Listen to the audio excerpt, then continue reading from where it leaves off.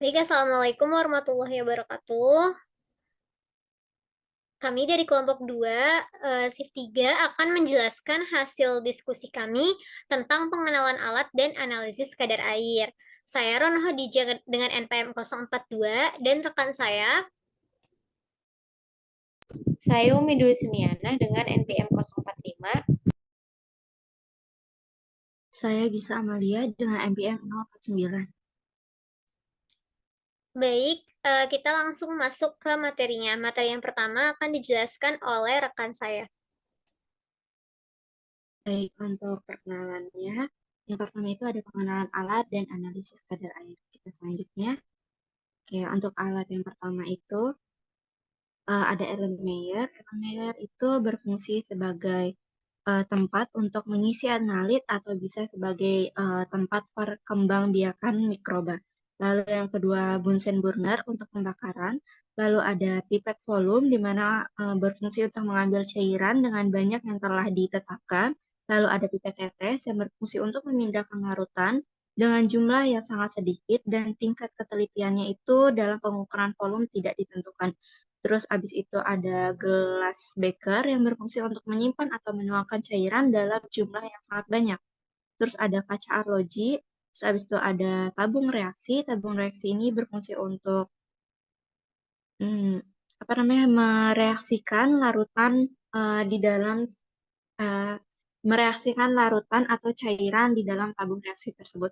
Terus abis itu ada gelas ukur yang dimana berfungsi untuk mengukur volume larutan atau zat cair yang hitungannya dengan tepat. Terus habis itu selanjutnya, selanjutnya itu ada buret, di mana buret itu berfungsi untuk meneteskan regen yang ada dalam cairan. Terus habis itu batang pengaduk, seperti namanya, berfungsi sebagai untuk mengaduk eh, sampel yang akan disimpan. Habis itu ada penjepit ke crucible, di mana berfungsi untuk menjepit crucible saat melakukan pengovenan, karena tidak boleh kita pegang menggunakan tangan, karena itu pasti panas dan akan meninggalkan jejak. Habis itu oven, oven itu berfungsi untuk memanaskan sampel dan crucible sebelum dilakukannya eh, perhitungan. Terus habis itu ada cawan Petri, lalu ada mortar. Mortar itu berfungsi untuk menghaluskan sampel yang bahan-bahan organik atau anorganik yang sebelum dilakukan percobaan. Terus habis itu ada corong penyaring, seperti namanya digunakan untuk penyaringan. Terus habis itu selanjutnya ada separating funnel yang dimana berfungsi untuk memisahkan dua macam pelarut yang tidak saling bercampur dalam proses ekstraksi cairan. Terus habis itu ada balon hisap yang berfungsi untuk menghisap atau melepaskan cairan dalam pipet ukur dan pipet volume. Terus habis itu ada mikropipet yang berfungsi untuk memindahkan larutan dengan volume yang sangat kecil, kurang lebih di bawah 1,0 mili. Terus ada Bunsen isi spiritus, ini juga untuk pembakaran yang di bawah itu. Terus habis itu ada neraca analitik, di mana untuk mengukur berat dari cawan ataupun berat sampel. Terus habis itu ada botol semprot isi Aquades. Botol semprot ini multifungsi, bisa berfungsi untuk menyimpan Aquades ataupun membersihkan alat-alat yang sudah digunakan. Terus habis itu ada labu ukur. Nah, selanjutnya akan dijelaskan oleh rekan saya. Baik, selanjutnya itu ada pengertian kadar air. Jadi kadar air itu adalah salah satu karakteristik yang sangat penting pada bahan pangan karena air dapat mempengaruhi penampakan, tekstur, dan cita rasa pada bahan pangan. Nah, kadar air bahan pangan itu ikut menentukan kesegaran dan daya awet bahan pangan tersebut. Analisis kadar air dalam bahan pangan sangat penting dilakukan baik pada bahan pangan kering maupun bahan pangan segar. Air adalah salah satu metode uji laboratorium kimia yang sangat penting dalam industri pangan untuk menentukan kualitas dan ketahanan pangan terhadap kerusakan yang mungkin terjadi. Semakin tinggi kadar air suatu bahan pangan, maka akan semakin besar juga kemungkinan kerusakannya baik sebagai akibat aktivitas biologis internal atau metabolisme ataupun karena masuknya mikroba perusak.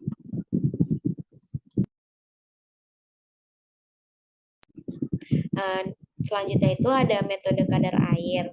Jadi metode kadar air ini dibagi menjadi dua, yaitu ada cara langsung atau direct dan cara tidak langsung atau indirect. Nah, kalau yang ada di PPT itu adalah metode yang secara langsung. Jadi metode kadar air yang secara langsung ini adalah metode pengeringan atau termografimetri. Nah, metode pengeringan ini menggunakan oven, di mana penentuan kadar air dengan metode oven itu dilakukan dengan cara mengeluarkan air dari bahan pangan dengan bantuan panas. Nah, pengeringan oven itu dibagi menjadi dua, yaitu ada pengeringan oven udara dan pengeringan oven vakum. Metode oven udara itu merupakan metode yang paling sering digunakan untuk analisis kadar air dalam bahan pangan. Pada metode kadar air ini, air itu dikeluarkan dari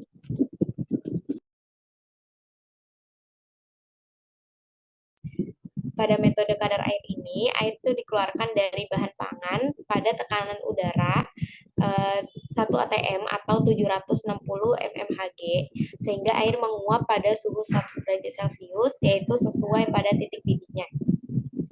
Metode oven yang kedua itu metode oven vakum, di mana untuk menganalisis sampel bahan pangan yang mengandung gula, khususnya fruktosa.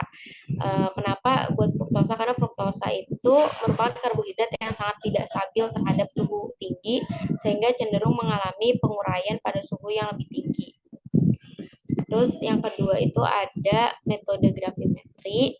Yang ketiga itu ada metode destilasi atau termovolumetri.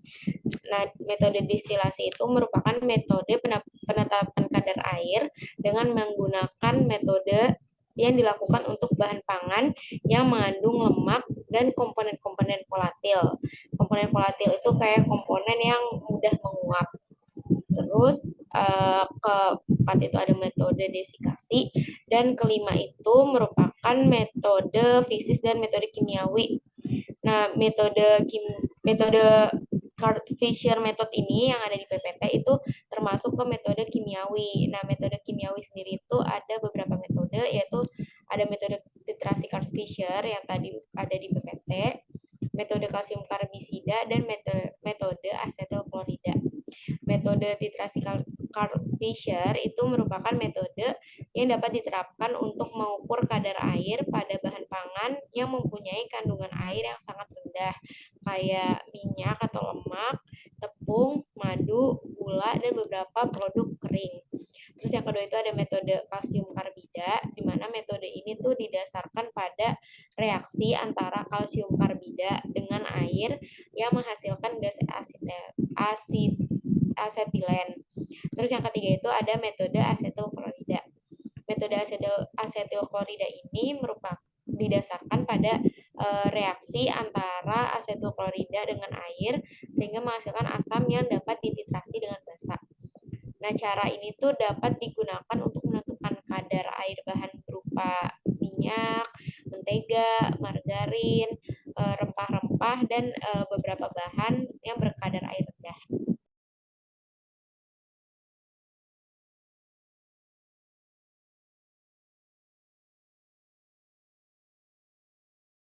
Baik, selanjutnya itu ada prosedur kadar air, di mana prosedur pertama yaitu memberikan kode pada cawan bersamaan yang akan digunakan dengan pensil 2B. Lalu kedua, keringkan cawan yang telah diberi kode dengan memanaskannya di dalam oven sekitar dengan suhu 105 derajat Celcius selama 1 jam atau lebih. Untuk perlakuan pemanasan pada cawan dilakukan untuk memperoleh berat yang konstan. Setelah dilakukan pengeringan di dalam oven, kita dinginkan cawan tersebut ke dalam desikator. Untuk mengambil cawannya itu menggunakan penjepit crucible yang sudah dijelaskan di awal agar tidak menempelnya bekas-bekas tangan kita ke dalam cawan yang akan mempengaruhi saat penimbangan nanti.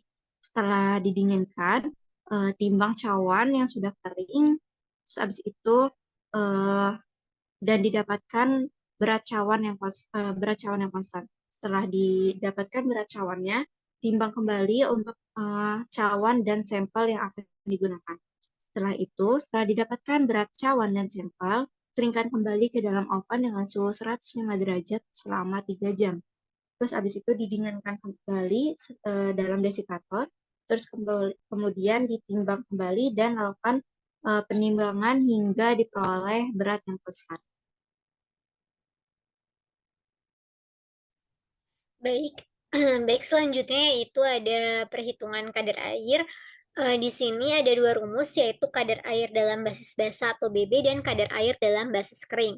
Untuk rumus dari kadar air dalam basis basah atau persen BB itu berat sampel awal dikurang berat sampel akhir dibagi berat sampel awal dikali 100% atau W dikurang W1 kurang W2 dibagi W dikali 100%.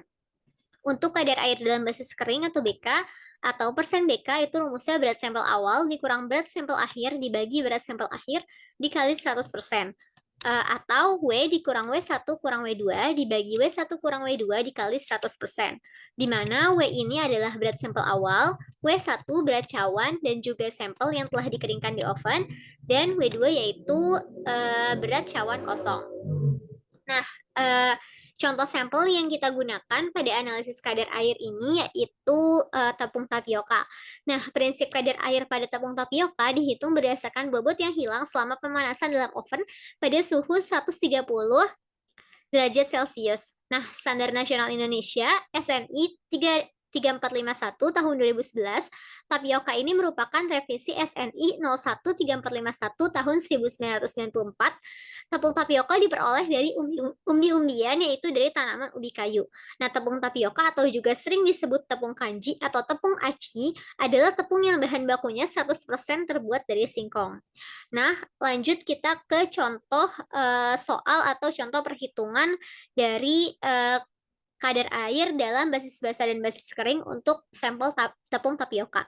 Nah, kita masukkan angka-angkanya yang telah diperoleh dari penimbangan yang sudah dilakukan sebelumnya, yaitu W atau berat sampel awal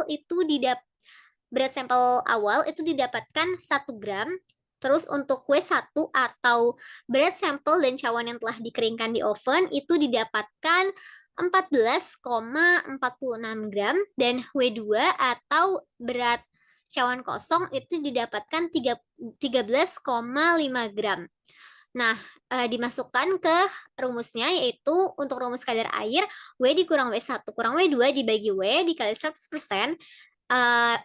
Setelah dimasukkan angkanya, berarti 1 gram dikurang 14,46 gram dikurang 13,5 gram dibagi 1 gram dikali 100% mendapatkan hasil 12,59% untuk basis basah analisis kadar air. Untuk basis keringnya sendiri, rumusnya yaitu W dikurang W1 kurang W2 dibagi W1 kurang W2 kali 100%, itu masukkan angkanya, W-nya didapatkan 1 gram, terus untuk W1 14,46 gram masih sama, untuk W2 juga 13,5 gram, dibagi 14,46 gram dikurang 13,5 gram dikali 100%, didapatkan hasil basis keringnya itu yaitu 14%.